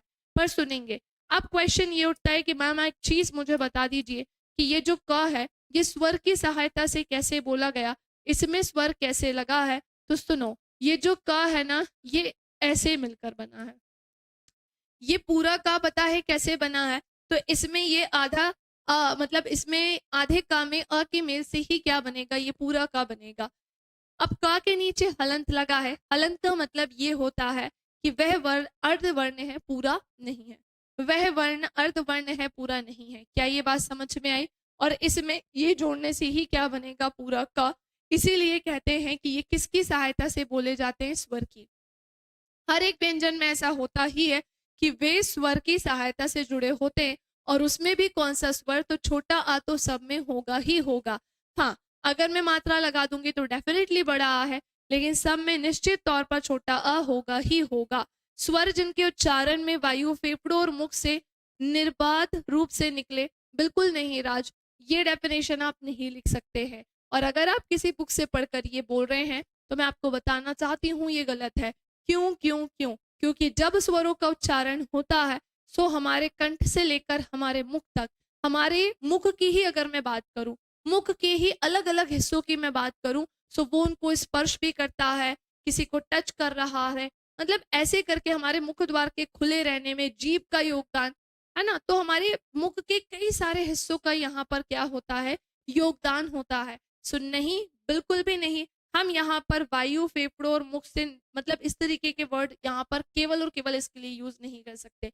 आपको सिंपली इतना बताना है कि जो स्वर होते हैं वे स्वतंत्र होते हैं, ये किसी पर भी डिपेंड या निर्भर नहीं करते हैं। सिंपल सी बात थी, ठीक है ना। मैम सब भूल चुके हैं, अब नहीं भूलेंगे क्योंकि मैं आपके सामने हूँ। यही तो गलती होती है हमसे भी, अब नहीं होगी क्योंकि मैं आपको बताऊंगी कि कहाँ किसका यूज करना होता है। क्या होता है कि हमें ना स्कूल में ये चीजें इस लेवल पे कभी पढ़ाई ही नहीं गई हैं, जिसके कारण हम ये सब सीख ही नहीं पाए। हमें सब समान दिखता है। मैं कई बार जैसे कॉपीज चेक कर रही होती हूँ ना ऑफलाइन में, है ना, अगर स्टूडेंट्स बैठे हैं, मैंने कोई सेंटेंस बोला है जो कि मैं अब समझ में आ गया, मुझे काफी साल पहले ही समझ में आ गया था कि मैं ट्रस्ट तो नहीं कर सकती आप लोगों के ऊपर कि आपने मेरे जो बोला है आपने वही हूबहू कॉपी में लिखा होगा। कई बार मैं से गुजरती हुई जाती हूँ, मैं देखती हूँ मैंने बोला है मे का प्रयोग करने को, ये वाले मे का, तो भैया कुछ स्टूडेंट्स तो ये लिखकर बैठ जाते। भैया आपके खुद के स्वयं के बारे में बात थोड़ी चल रही है, आपके खुद के स्वयं के बारे में बात नहीं चल रही है तो आप इसका यूज ही नहीं कर सकते हो, समझे। धीरे धीरे चीजें बनेंगी। आज तो पहला दिन है, हम पहले दिन ही सोचें कि हिंदी हमारे यहाँ छप जाए तो वो पॉसिबल नहीं है, और ये तो अभी शुरुआत है। अब मैं आगे बढ़ के इसके और कॉन्सेप्ट बताती हूँ, पहले मुझे ये बताएं क्या यहाँ तक की चीजें क्लियर हुई, हाँ या ना। ये सबने नोट कर लिया क्या? आपको मेरे साथ साथ आप नोट्स बनाते हुए चलने, अपना समय बर्बाद मत करिएगा अलग से। चले फटाफट से बोल दें, क्या मैं आगे बढ़ सकती हूँ? कम समय है हमारे पास।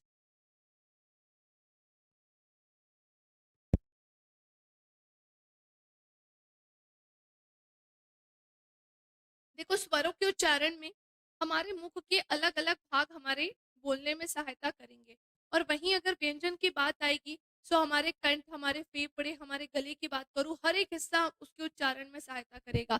इसलिए उस डेफिनेशन को मैंने स्टॉप करने को बोला है, क्योंकि स्वर के लिए वो बिल्कुल भी सही नहीं है, ठीक है। चलिए अब हम बढ़ते हैं फटाफट से आगे की तरफ। आप सुनिएगा मेरी बात ध्यान से।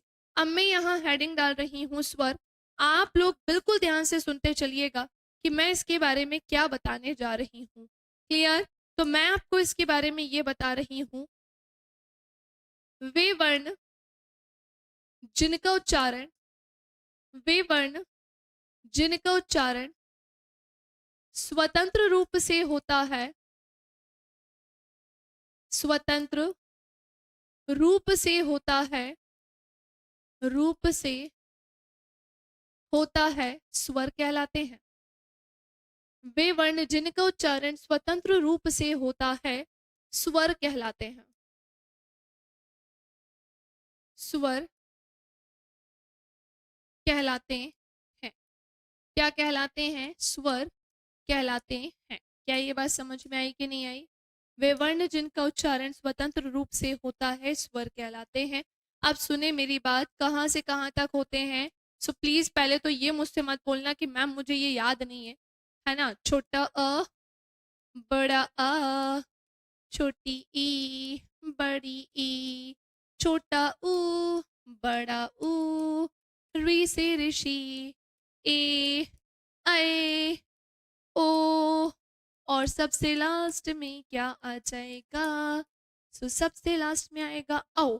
इसको ऐसे ही लिखना नोट्स में भी। देन उसके बाद और देन उसके बाद आहा। तो हमने क्या देखा कि मैम ऐसा क्यों लिखा है आपने? तो ऐसा इसलिए लिखा है मैंने ताकि मैं हर एक के बारे में थोड़ा बता पाऊँ, जो यहाँ संभव नहीं है। यहाँ जितना संभव होगा वहां पढ़ेंगे। फिर मैं आपको इसके बाद, पिक्चर अभी बाकी है, फिनिश नहीं हुई है, अब हम स्वर पढ़ना शुरू करेंगे। जब मैं ये पूरी कहानी एक्सप्लेन कर दूंगी उसके बाद स्वर की एक्चुअल में शुरुआत होगी। ये तो उसका बहुत ही छोटा सा कॉन्सेप्ट है। तो सुनो, अपनी कॉपी में ऐसे ही लिखेंगे आप, जिसमें से मैं आपसे एक क्वेश्चन पूछ रही हूँ कि प्लीज मुझे बताएं कि जो स्वरों की कुल संख्या है भैया वो कितनी होती है। सो प्लीज कृपया करके बताएं कि स्वरों की कुल संख्या कितनी है। जल्दी जल्दी बताएं कि जो स्वर होती है उनकी कुल संख्या कितनी है। फटाफट से बोल लें, जल्दी जल्दी बोल लें कि जो स्वर है भैया वो कुल कितने होते हैं। मेरे में तो अभी मैंने स्वर ही हेडिंग डाली है। हम्म, सो बताएं स्वरों की कुल संख्या कितनी है। और जहां तक मुझे पता है कि अब गलत आंसर आने शुरू हो जाएंगे। और ये क्वेश्चन बहुत बार एग्जाम में आते हैं, डेफिनेटली आते हैं।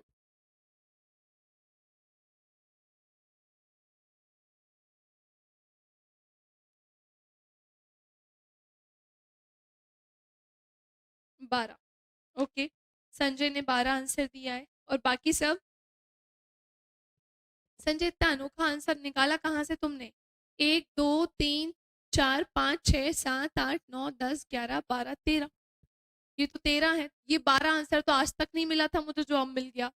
नोट बना लिया है। हाँ, नोट्स बनाते हुए चलना है क्योंकि मैं भी आपके सामने ही लिख रही हूँ ना। सुनो भाई मेरे प्यारे प्यारे स्टूडेंट्स, जो स्वर होते हैं ना उनकी कुल संख्या कितनी होती है? 11 होती है। कृपया करके आप 13 नहीं लिखिएगा। उसके पीछे एक रीजन होता है। उसके पीछे एक रीजन होता है क्योंकि और अहा पता है क्या कहलाते हैं? इन्हें हम कहते हैं अयोगवाह। अयोगवाह मतलब क्या होता है? तो इसकी भी परिभाषा लिख लो ताकि आपको ध्यान रहे। वे वर्ण, क्या बोला मैंने? कि वे वर्ण जो ना तो स्वर है, ना तो स्वर है, और ना ही व्यंजन, और ना ही व्यंजन,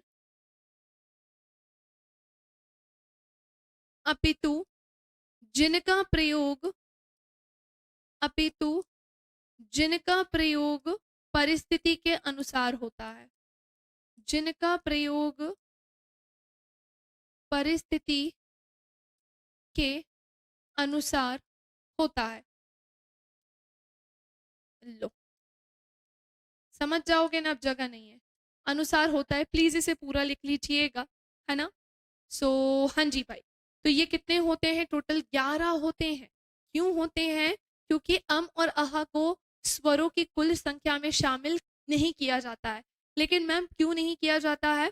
क्योंकि ये दोनों ही क्या कहलाते हैं? अयोगवा। बाकायदा क्वेश्चन पूछा जाता है अयोगवा से। तो अयोगवा क्या होते हैं? वे वर्ण जो ना तो स्वर है और ना ही व्यंजन है, बल्कि जिनकी संख्या, बल्कि जिनका प्रयोग जो है केवल और केवल परिस्थिति के अनुसार होता है। सो इन्हीं को ही हम क्या कहते हैं? अयोगवा। अब सुनो, इनमें से भी पता है क्या कहलाता है? अनुस्वार कहलाता है। और इनमें से भी जो अह है ना, ये क्या कहलाता है? विसर्ग कहलाता है। इसे हम क्या कहते हैं? तो इसे हम विसर्ग कहते हैं। दैट्स इट, ये थी इसकी कहानी। अब कभी पूछेंगे तो इतना तो आप बता सकेंगे। ओके, कुछ पूछना है यहाँ तक? जल्दी बताएं। बोलें बोलें, फटाफट से बोलें। क्या यहाँ तक की कहानी क्लियर हो चुकी है सारे ही स्टूडेंट्स को? देन मैं अब आपको स्वरों का वर्गीकरण सिखाने जा रही हूँ कि हमारी जीभ, हमारे मुख द्वार, हमारे ओष्ठ कैसे ये स्वरों के उच्चारण में सहायता करते हैं, है ना। फेफड़े नहीं करते हैं, ना ही ये भाग करता है। शायद मैंने स्टार्टिंग में एक बार एक कंठ गलती से निकल गया था। ये व्यंजन के उच्चारण में करेगा। हमारे मुख में जितनी चीजें सहायता करेंगी वो मैं आपको बताने जा रही हूँ। क्या मैं स्टार्ट कर सकती हूँ? चलिए, तो मेरी बात ध्यान से सुनिएगा, बहुत ध्यान से सुनिएगा। हम यहाँ पढ़ने जा रहे हैं स्वरों का वर्गीकरण। क्या पढ़ने जा रहे हैं? स्वरों का वर्गीकरण। अब पिक्चर यहाँ से स्टार्ट होगी, मेरे साथ लिखते चलेंगे। सबसे पहले मैं आपको बताऊंगी कि ये मात्रा या उच्चारण के आधार पर, मात्रा या उच्चारण के आधार पर स्वर कितने प्रकार के होते हैं। मात्रा या उच्चारण के आधार पर स्वर कितने प्रकार के होते हैं। जीभ के प्रयोग के आधार पर, जीभ के प्रयोग के आधार पर स्वर कितने प्रकार के होते हैं। जीभ के प्रयोग के आधार पर स्वर कितने प्रकार के होते हैं। मुख द्वार के खुलने के आधार पर, मुख द्वार के खुलने के आधार पर, खुलने के आधार पर स्वर कितने प्रकार के होते हैं। होठ की स्थिति के आधार पर, होठ की स्थिति के आधार पर स्वर कितने प्रकार के होते हैं। जाति के आधार पर स्वर कितने प्रकार के होते हैं। उत्पत्ति के आधार पर स्वर कितने प्रकार के होते हैं। ये सब हमें पढ़ना है। ओके, तो ये सब हम जानेंगे। फटाफट से नोट कर लीजिए, देन हम स्टार्ट करते हैं इसे। नम्रता का आंसर अब आ रहा है, बट मैंने बता दिया है कि 13 आपको आंसर क्यों नहीं बताना है, 11 ही क्यों बताना है, और ये पहले भी एग्जाम में कई बार आया हुआ है। सो प्लीज जल्दी से बोर्ड की तरफ देख लें। अब आप सोच रहे होंगे कि बाप रे ये स्वरों में पढ़ना है। वैसे ये जो कुल 13 स्वर टोटल हमने जो देखे है ना, सभी को अगर मैं इंक्लूड करूं कि हाँ ये जो 13 स्वर होते हैं उनको इसमें पढ़ना है, सो नहीं। ये जो स्वरों का वर्गीकरण है ना, इसमें मेनली हमें क्या क्या पढ़ना है। सो इसमें मैं आपको पढ़ाऊंगी अ से लेकर अ तक के स्वरों को, कि किनका उच्चारण कहाँ कहाँ से होता है। इसमें भी री ऋषि जो होगा ना, वो केवल और केवल कहाँ मिलेगा आपको, मात्रा या उच्चारण के आधार पर। बाकी सब जगह हम बचे हुए स्वरों को पढ़ेंगे।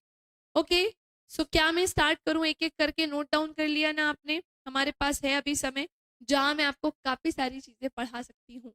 अच्छा, मैं ओरल बोल दूंगी, परिभाषा तो लिख लोगे ना? लिख लोगे भाई इतना तो आप लोग, और ना लिख पाओ तो मुझे बता देना, मैं लिख के भी बता दूंगी। चले आगे बढ़ते हैं अब हम फटाफट से। फर्स्ट हेडिंग डालिएगा मेरे साथ साथ, और पहली हेडिंग है हमारी मात्रा या उच्चारण के आधार पर, मात्रा या उच्चारण के आधार पर। फर्स्ट हेडिंग है हमारी मात्रा या उच्चारण के आधार पर। अगर यही मैं बात करूं स्वरों की, तो भाई ये कितने प्रकार के होते हैं? 3 प्रकार के होते हैं। कितने? 3 प्रकार के ये होते हैं। सो भाई एक तो होता है अग्र स्वर, एक होता है एक होता है लघु स्वर। हाँ जी, एक होता है लघु स्वर, एक होता है दीर्घ स्वर, और एक होता है पलुत स्वर। कौन सा स्वर? पलुत स्वर। क्या ये बात समझ में आई कि स्वर कितने प्रकार के होते हैं मात्रा या उच्चारण के आधार पर? सो ये 3 चीजों को हमें पढ़ना होता है, जिनमें से बहुत स्मूथली सुनिएगा, इसे अभी होल्ड करिएगा, इन दोनों को सुनिएगा, इन दोनों को सुनिएगा, क्योंकि जो ये लघु है इसका मतलब क्या होता है? छोटा। लघु का मतलब क्या होता है? न्यून। लघु का मतलब क्या होता है? कम। क्या ये बात समझ में आई? छोटा, न्यून, कम, यानी वे स्वर जिनके उच्चारण में कम समय लगता है लघु स्वर कहलाते हैं। क्या बोला? कि वे स्वर जिनके उच्चारण में कम समय लगता है लघु स्वर कहलाते हैं। फिर दीर्घ का मतलब क्या होता है, सो सुनिएगा। दीर्घ का मतलब होता है बड़ा या फिर ज्यादा भी बोल सकते हैं। सो वे स्वर जिनके उच्चारण में लघु से अधिक समय लगता है दीर्घ स्वर कहलाते हैं। क्या बोला कि वे स्वर जिनके उच्चारण में लघु से अधिक समय लगता है दीर्घ स्वर कहलाते हैं। पलुत को अभी छोड़ दीजिए, पहले मैं लघु और दीर्घ समझाती हूँ। पलुत की कहानी थोड़ी सी अलग है, ठीक है। तो हमने क्या देखा, अभी नोट डाउन मत करना, केवल सुनना, क्योंकि मैं आपको इसकी डेफिनेशंस बोलूंगी प्रॉपर। ओके, केवल सुनेंगे अभी। सो लघु स्वर में क्या होगा, कम समय लगेगा। आप मुझे बता सकते हैं कौन कौन से स्वर इसमें आएंगे जिनके उच्चारण में कम समय लग रहा होगा। जैसे जैसे जैसे क्या लगता है कौन कौन से स्वर इसमें आ सकते हैं। जैसे जैसे जैसे इसमें छोटा अ आ सकता है, छोटी ई आ सकती है, छोटा ऊ आ सकता है, और क्या आएगा, री ऋषि आएगा। छोटा अ, छोटी ई, छोटा ऊ और री ऋषि, ये 4 स्वर ऐसे होते हैं जिनके उच्चारण में कम समय लगता है। आगे जब छंद बंद पढ़ेंगे ना, इनकी आवश्यकता बहुत सारी जगह पर पड़ने वाली है। फिर मैम दीर्घ स्वर क्या होंगे जिनके उच्चारण में ज्यादा समय लगता है। जैसे क्या हो गया, बड़ा आ, जैसे क्या हो गया, बड़ी ई, बड़ा ऊ, ए, ऐ, ओ, और क्या हो जाएगा, औ, और क्या हो जाएगा, औ। ये सारे के सारे क्या कहलाते हैं, दीर्घ स्वर कहलाते हैं। समझे, ये सारे के सारे क्या कहलाते हैं, दीर्घ स्वर। इनकी संख्या 4 होती है और इनकी संख्या कितनी होती है, 11। 7 4 11 तो यहीं पर हो गए। फिर मैम अब क्या बचेगा पलु स्वर में, तो ध्यान से सुनिएगा। पलुत स्वर में वे स्वर आते हैं जिनके उच्चारण में दीर्घ से भी अधिक समय लगता है। किसी को पुकारने में, किसी को बुलाने में इनका प्रयोग किया जाता है, या नाटक के संवादों में भी किसी को पुकारने, किसी को बुलाने या नाटक के संवादों में भी किसका प्रयोग किया जाता है, इन पलुत स्वरों का प्रयोग किया जाता है। ओके, किसका प्रयोग किया जाता है, सो यस, इन पलुत स्वरों का प्रयोग किया जाता है। अब हमने क्या देखा कि मैम कैसे करेंगे, तो एक बात बताइए, अगर मैं आपसे बोलूं राम, तो राम के उच्चारण में मैंने समय लिया क्या, बिल्कुल भी नहीं लिया। मैंने बोला राम, तो क्या राम के उच्चारण में समय लगा, नहीं लगा। लेकिन राम के उच्चारण में समय कब लगेगा, जब मैं कहूंगी राम, तो फिर क्या लगा भाई, समय। ये बीच में क्या लगा है, समय लगा है। अब आप कहेंगे मैम ये हिंदी में इंग्लिश कहाँ से आ गई, मैम ये एस कहाँ से आया है, तो सुनिए, ये एस नहीं है, ये एक चिन्ह होता है जिसे हम क्या बोलते हैं, दीर्घ उच्चारण चिन्ह कहते हैं। क्या कहते हैं, दीर्घ उच्चारण चिन्ह जिसे हम कहते हैं। मैम ये कौन सा चिन्ह होता है, सो जब भी किसी शब्द के उच्चारण में अधिक समय लग रहा होता है, सो वो अधिक समय के लिए इसका प्रयोग किया जाता है। एक और इम्पॉर्टेंट चीज, अब कुछ स्टूडेंट्स ये भी सोच रहे होंगे कि मैम 5 ही लगेगा क्या, अरे भाई 10 भी लग सकता है, जितना बोलने में समय लेंगे। अब एक चीज और हो सकता है किसी के माइंड में आ रहा हो कि यहाँ पे स्वर कहाँ है, ये तो शब्द आ गए हैं, स्वर है बड़ा आ, राम, ये शब्द में स्वर मिलेगा आपको, राम, समझे। अच्छा, दूसरे एग्जाम्पल से देखते हैं। जैसे अगर मैं आपसे बोलूंगी प्रभो, तो इतना समय नहीं लगेगा। लेकिन अगर मैं आपसे बोलूंगी प्रभो, तो क्या समय लगेगा क्या, जी हाँ बिल्कुल लगेगा। यहाँ पर ओ का उच्चारण थोड़ा खींच कर लंबा करके किया गया है। किया गया है कि नहीं किया गया है, जी हाँ बिल्कुल। अब मुझे बताओ, क्या अब समझ में आ गई आपको पूरी कहानी, बोल दूं मैं इनकी डेफिनेशंस, फटाफट से बोलेंगे मुझे, फटाफट से बोलेंगे मुझे, क्या मैं इनकी डेफिनेशंस बोल सकती हूँ, यहां तक किसी को कुछ भी पूछना है क्या।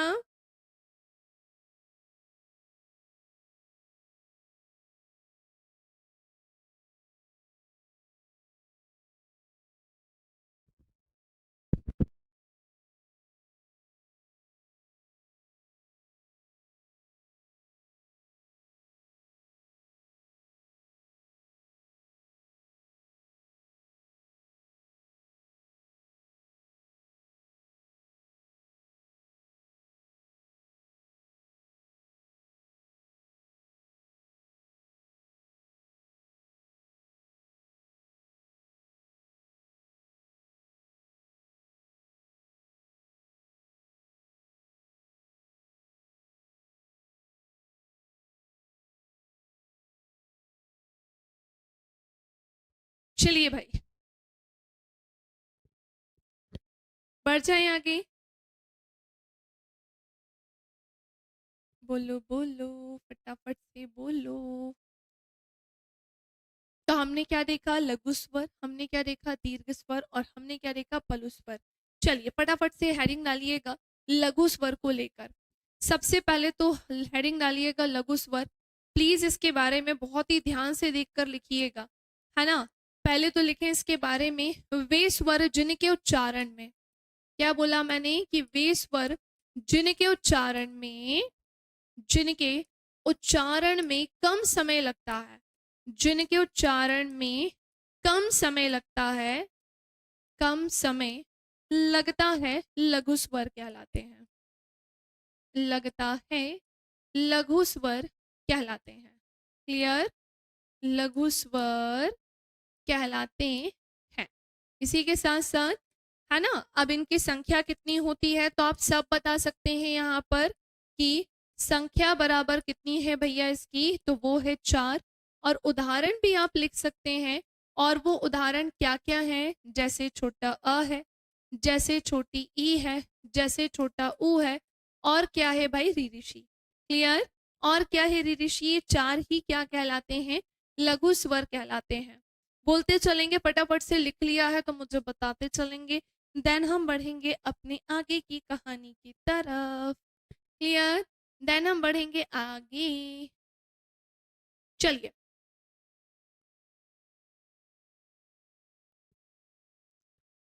हमने क्या देखा, लघु स्वर क्या क्या होते हैं। अब नेक्स्ट हम अपनी कहानी की तरफ आते हैं कि भाई ये दीर्घ स्वर क्या होते हैं। अगर कुछ छूट जाए तो मुझे बता देना, मैं स्लाइड्स वापस से दिखा दूंगी। फट फट फट फट लिखे मेरे साथ साथ। मैं बोल रही हूँ, वे स्वर जिनके उच्चारण में, वे स्वर जिनके उच्चारण में, जिनके उच्चारण में लघु से अधिक समय लगे, लघु से अधिक समय लगे, अधिक समय लगे, दीर्घ स्वर कहलाते हैं। क्या कहलाते हैं, दीर्घ स्वर कहलाते हैं, दीर्घ स्वर कहलाते हैं। वे स्वर जिनके उच्चारण में लघु से अधिक समय लगे, दीर्घ स्वर कहलाते हैं। संख्या कितनी थी इसकी, सो इसकी संख्या हो जाएगी 7। कौन कौन से एग्जाम्पल्स या उदाहरण इसमें आते हैं, तो जैसे इसमें आएगा क्या, फटाफट से देखेंगे। जैसे आ गया इसमें बड़ा आ, जैसे आ गया बड़ी ई, बड़ा ऊ, ए, ऐ, ओ, औ। अच्छा, कुछ स्टूडेंट्स ना ये जो ए है इसे छोटा ए बोलते हैं, इसे बड़ा ए बोलते हैं। आप अपनी या जानकारी के लिए कर रहे हो तो ठीक है, लेकिन अगर इंटरव्यू में कभी इस पर डिस्कशन हो गया, जो कि थोड़ा सा मुश्किल है, ऐसी चीज़ों पे तो नहीं होता है, लेकिन वो इंटरव्यू में वहाँ कुछ भी हो सकता है। भाई ध्यान रखेंगे कि इसे हम ए बोलते हैं और इसे ऐ बोलते हैं। कई बार हम वर्ड शब्दों के उच्चारण में भी ये गलतियां करते हैं। सो छोटा ए बड़ा ए जैसा कुछ नहीं होता है, ये ए ऐ ओ औ ही होते हैं। अब अगली और लास्ट कहानी की तरफ इसी की मैं आ रही हूँ, जो कि क्या है, पलुत स्वर। किसकी कहानी है, सो वो कहानी है पलुत स्वर की। तो हमने क्या देखा भाई कि वे स्वर जिनके उच्चारण में, वे स्वर जिनके उच्चारण में दीर्घ से भी अधिक समय लगता है।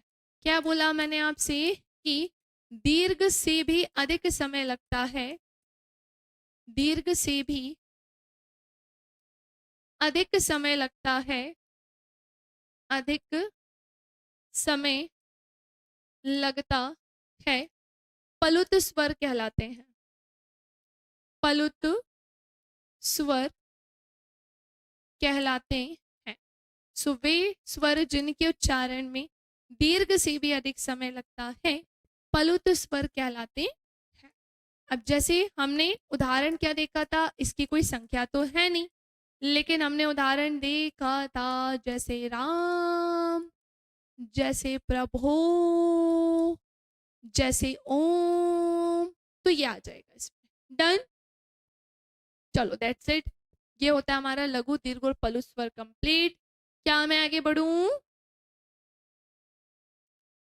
अब हम सेकंड नंबर की कहानी जानेंगे जीभ की। अब सुनिए, ये तो फिर भी आपको समझ में आ गया होगा क्योंकि हम कहीं ना कहीं लघु और दीर्घ को जानते हैं। अब आगे दिक्कत आएगी जब मैं आपको जीभ के उच्चारण के आधार पर पढ़ाऊंगी। किसके आधार पर? जीभ के उच्चारण के आधार पर। तो चलो हम वो भी जान लेते हैं। सो अब हम हेडिंग डालने जा रहे हैं थर्ड नहीं, सेकंड नंबर की हेडिंग है जीभ के प्रयोग के आधार पर। जीभ के प्रयोग के आधार पर आपको पता है कि स्वरों के उच्चारण में जीभ का भी एक रोल होता है। सो जीभ के प्रयोग के आधार पर भी कितने प्रकार के होते हैं? सो ये होते हैं भाई कितने? 3 प्रकार के, है ना। और वो 3 प्रकार कौन कौन से हैं? सो एक होता है लघु स्वर, एक होता है अग्र स्वर, एक होता है मध्य स्वर एंड एक होता है पश्च स्वर। कौन सा स्वर? पश्च स्वर। तो हमने क्या देखा? हमने ये देखा कि एक है अग्र स्वर, एक है मध्य स्वर और एक क्या होगा भाई? पश्च स्वर होगा। देखो, अब अग्र का मतलब क्या होता है? सो भाई अग्र का मतलब होता है आगे। मध्य का मतलब क्या होता है? सो मध्य का मतलब होता है बीच में। और पश्च का मतलब क्या होता है? सो यस, पश्च का मतलब होता है पीछे। क्या होता है? सो पश्च का अर्थ या मतलब होता है पीछे। तो बात किसकी चल रही है? हमारी जीभ की बात चल रही है।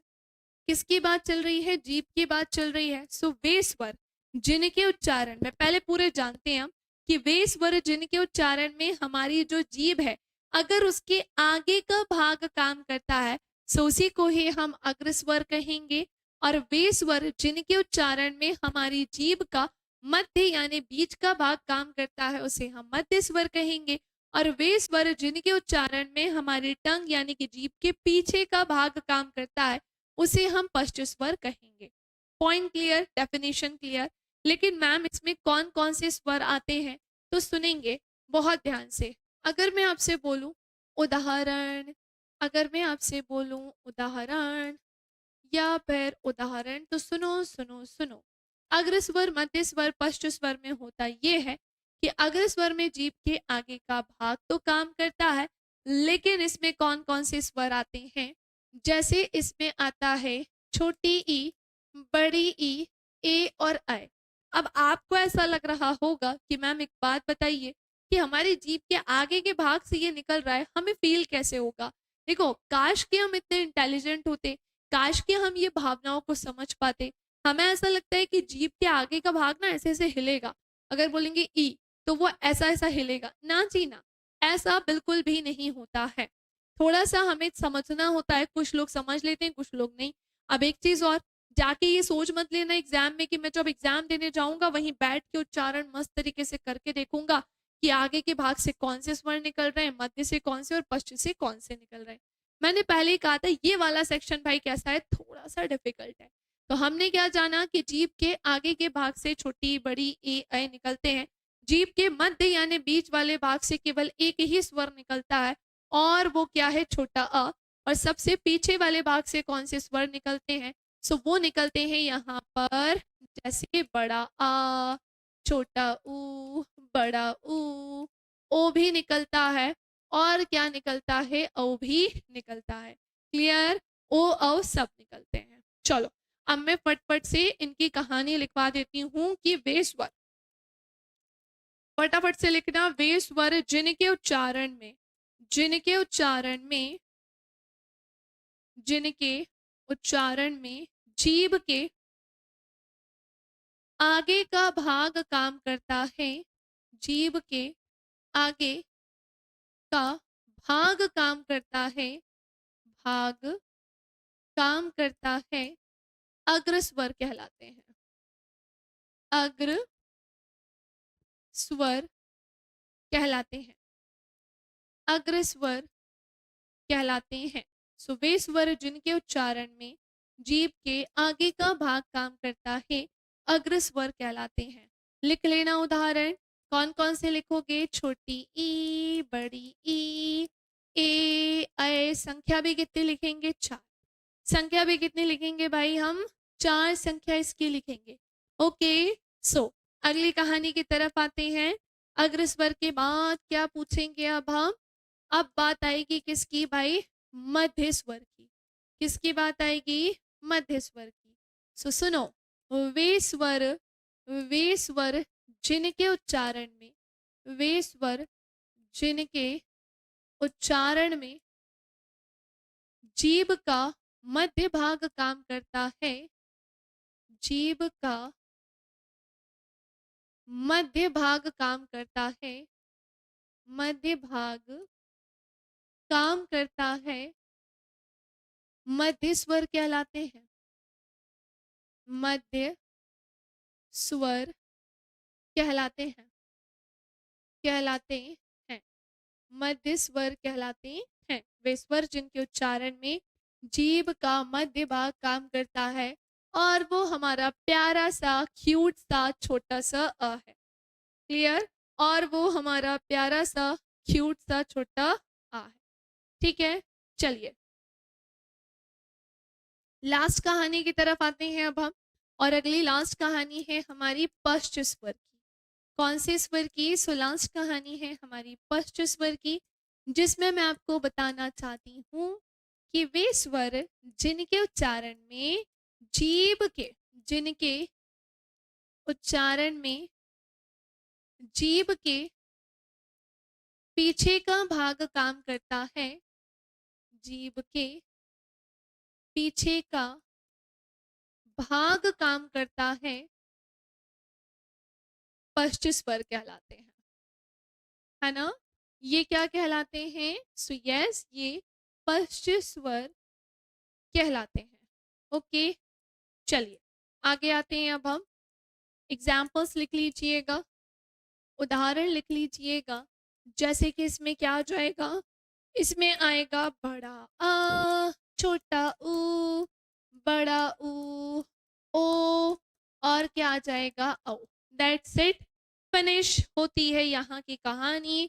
इसकी संख्या 5 है, इसकी संख्या 1 है। चलो जल्दी जल्दी देख लें और अब मुझे बता दें, फिनिश करूं फिर मैं आज के लिए इतना ही।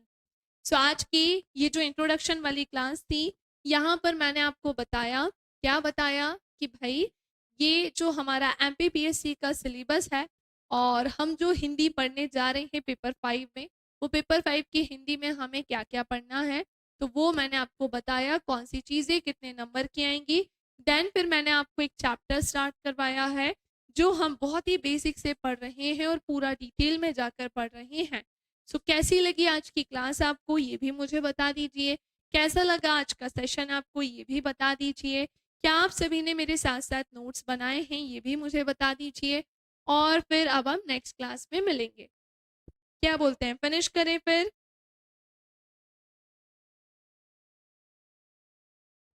हाँ जी।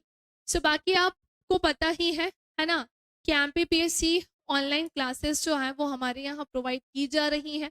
प्रीलिम्स प्लस मेंस दोनों की ही क्लासेस हैं विथ PDF नोट्स। आपको पता ही है इसमें कई सारे हिंदी मीडियम के स्टूडेंट्स हैं जो ऑलरेडी, मैम चलने दीजिए शाम तक, अरे भाई बस इतने ही बजे तक क्लास थी, अब बाकी का कल पढ़ेंगे। बताओ हिंदी पढ़ने में तुम्हें इतना मजा आ रहा है संजय आज? तो फिर हमने क्या देखा कि हाँ, आप सभी को पता है प्रीलिम्स प्लस मेंस दोनों की ही क्लासेस हमारे यहाँ चलती हैं, जिसमें से एक हमारा हिंदी वाला जो बैच है, हिंदी मीडियम का जो बैच हमने स्टार्ट किया था वो हमारा ऑलमोस्ट ओवर हो चुका है। बस उसमें जो आपके नए सिलेबस की नई नई चीज़ें हैं वो हमें पढ़ानी है, बाकी पुराने के अकॉर्डिंग हमने सब कंप्लीट करा दिया है। हमारा इंग्लिश मीडियम का भी हमने एक नया बैच स्टार्ट किया है। काफ़ी सारे बच्चों की डिमांड्स आ रही थी कि मैम सर हमें इंग्लिश में भी बैच चाहिए, तो बस इंग्लिश का भी बैच हमने स्टार्ट कर दिया है। तो आप सारे स्टूडेंट्स इस इन्फॉर्मेशन को ज़्यादा से ज़्यादा अपने दोस्तों के साथ शेयर करना, ताकि वो भी इतनी कम नॉमिनल फी में इतनी सारी चीज़ें जो हैं उनको भी मिल सकें। क्योंकि मैंने पहले भी ये चीज़ बताई है, बट आज काफ़ी सारे बच्चों का फर्स्ट है, तो मैं बताना चाहती हूँ कि बेटा इतनी कम फीस में इतनी सारी चीज़ें कोई भी प्रोवाइड नहीं कराता है।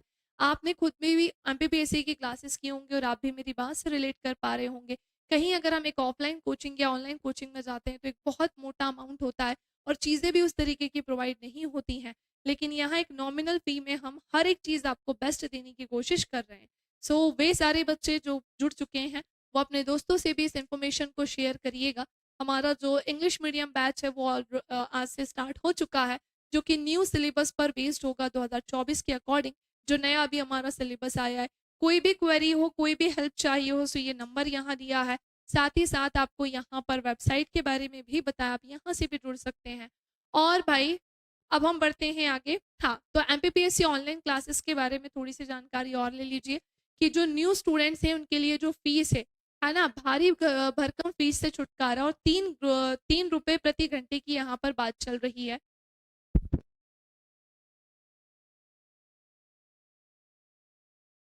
इतने कम समय में और इसी के साथ साथ इतनी नॉमिनल फी पे 1500 रुपये मात्र में आपको ये सारी चीजें प्रोवाइड की जा रही हैं।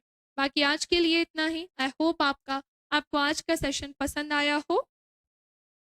कल का समय 3 बजे से रख लो मैम, 3 बजे ही लाइव आ पाऊंगा। ओके, मैं पूरी कोशिश करती हूँ, पर 3 बजे से इसलिए पॉसिबल नहीं है क्योंकि आज का ये शेड्यूल बनाया संडे है, लेकिन कल मंडे है तो कल से जो क्लासेस है वो ऊपर नीचे होंगी। सो देखते हैं, रात तक अपन शेड्यूल देखते हैं, बाकी फिर अपन समझ लेंगे। क्योंकि अगर 3 से क्लासेस होंगी तो आपका सिलेबस बहुत सारा है भाई। क्लासेस तो मॉर्निंग से ही चलना शुरू हो गई हैं। अगर हम 3 बजे से पढ़ाएंगे तो रात में 12-1 नहीं बज जाएगा हमें पढ़ाते पढ़ाते, क्योंकि मैं अकेली नहीं हूँ ना, बहुत सारे टीचर्स हैं। फिर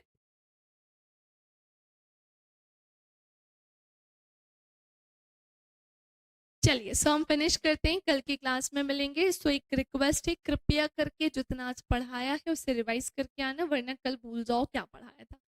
थैंक यू क्लास।